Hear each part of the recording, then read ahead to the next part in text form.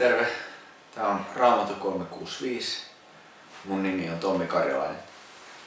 Tämän päivän tekstit on ensimmäisestä Samuelin kirjasta 24-25 luvut ja Markuksen evankeliumin 15 luvusta jakeet 21-47. Samuelin kirjassa on 3 tärkeitä henkilöä, jotka meille esiintyy. Siellä on David, Saul ja profeetta Samuel.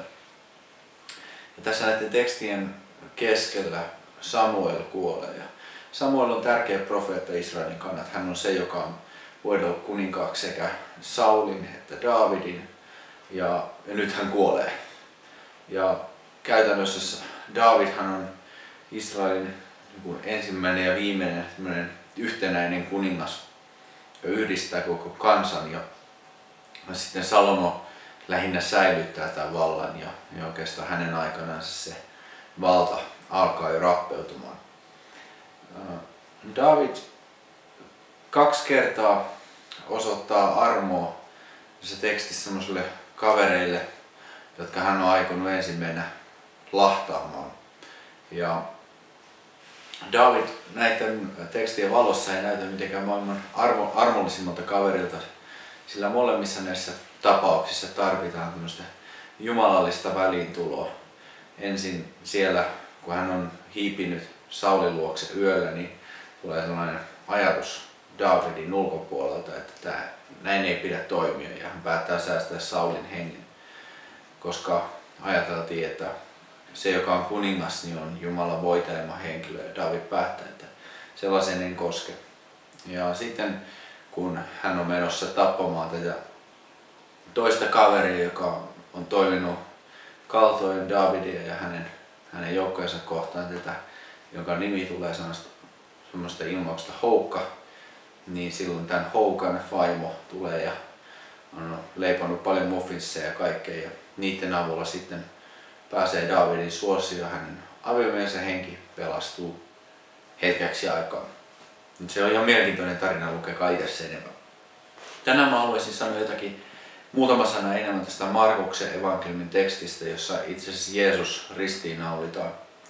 Ja menemättä sen kummemmin yksityiskohtiin tässä ristiinnaulitsemistilanteessa kaikista näistä öljyllä voitelusta sun muista, mutta sanomatta mua itteni tällä kertaa tänään jäi mietityttään tämä roomalaisen 100 päämiehen kommentti ja huomio, että totisesti tämä oli Jumalan poika. Mitä siinä hetkessä tapahtuu? Ne on siellä pilkannut Jeesusta, heittänyt se vaatteista arpaa, jakanut ne moneen kappaleeseen ja tyrkyttänyt hänelle juotavaksi sienen kanssa sinne viiniä. Ja siellä Jeesus roikkuu ristillä kahden muun ristiinnaulitun kanssa. Jotakin tapahtuu, joka saa tämän 100 päämiehen havahtumaan. Jotakin tässä Jeesuksen kuolemassa. Voidaan sanoa, että Jeesuksen elämässä, syntymässä ja kuolemassa ei kauheasti ole tavanomaista. Kun hän syntyy neitsyestä. Kun hän elää, niin hän elää niin kuin ei kukaan koskaan ennen, eikä kukaan koskaan sen jälkeen. Ja kun hän kuolee, niin siinäkin tapahtuu jotakin niin erityistä, että tämmöinen paatunut sotilas mun mielessä, mun mielikuvituksessa polvistuu Jeesuksen ristin juurella ja katuu sitä, mihin on osallistunut. Onko näin vai ei? Mitä mietit? Mitä oot mieltä tämän 100 päämiehen kohdalla? Raamattu ei kerro hänestä meille mitään tämän jälkeen. Mitä hänen elämässään tapahtui? Voiko tällaisen kokemuksen jälkeen palata enää normaaliin sotilaan elämään? Voiko tällaisen kokemuksen jälkeen enää jatkaa entistä elämäänsä entiseen tapaan? Vaikka hän automaattisesti tässä siirtyy sitten meidän mielessä Jeesuksen opetuslasten joukkoon ja meidän mielessä hän ehkä on siellä helluntaipäivänä siellä yläsalissa, kun pyhähenki vuodatetaan meille ei oikeastaan kerrota, mitä tässä tapahtuu tämän kaverin kohdalla. Kaikki jää spekulaatioksi. Mutta sen verran, mitä itse olen nähnyt elämää, niin ikävä kyllä on sanottava, että tämän kokemuksen jälkeen on mahdollista palata takaisin entiseen elämään. On mahdollista, että tämän kokemuksen jälkeen sadanpäämiehen elämässä ei mikään muutu. Voi olla, että tämän kokemuksen jälkeen sadanpäämies menee kotiin ja päättää, että hän ei puhu tästä tapauksesta koskaan enää kenellekään.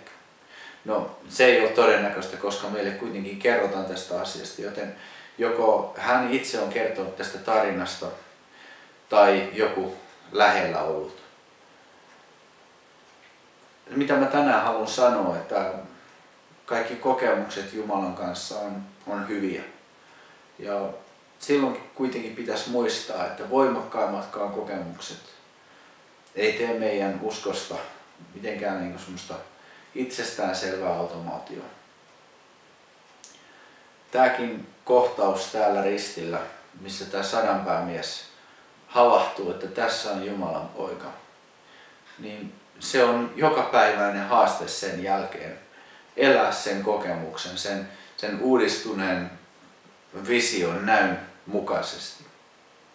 Ja mä uskon, että meille jokaisella on sellaisia hetkiä, jolloin me ollaan koettu erityisellä tavalla niin kuin Jumalan läsnäolo tai Jumalan puhe meidän elämässä joihinkin asioihin liittyen.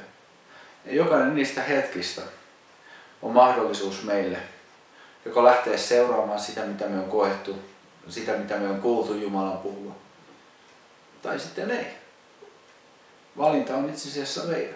Ja Raamattu on näissä asioissa hyvin rehellinen, hyvin suorasukainen kirja, eikä tee kenestäkään ihmisestä mitenkään paremman näköistä, kuten karulla tavalla saadaan lukea Daavidin elämästä.